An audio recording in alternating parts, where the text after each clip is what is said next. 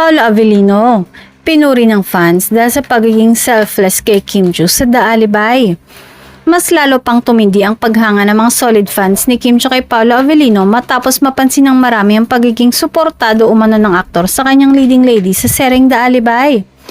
Para sa ilang netizens, kitang-kita raw na hinahayaan ni Paolo na mas mailabas ni Kim ang lalim ng kanyang karakter sa kanilang mga eksena. Sa isang post ng netizen sa X, tinawag pa niyang selfless si Paolo.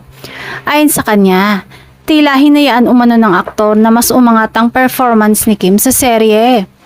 Aniya sa kanyang post, "Pasensya na Paolo, but The Alibay is a Kim Joo serye.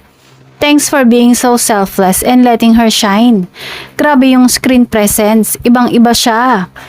Hindi rin nagpahuli ang ibang netizens na nagpahayag ng suporta sa aktor. May ilan pang nagsabing isa itong patunay ng pagiging profesional ni Paolo sa trabaho.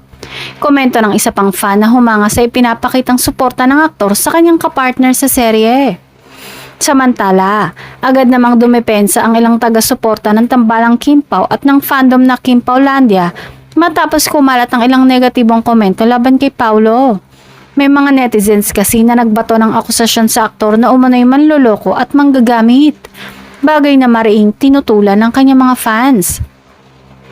Ayon sa mga tagapagtanggol ng aktor, hindi raw dapat agad maghusga batay lamang sa mga nakikita sa social media. Iginiit nilang matagal nang nasa industriya si Paolo at marami na itong napatunayang husay bilang aktor.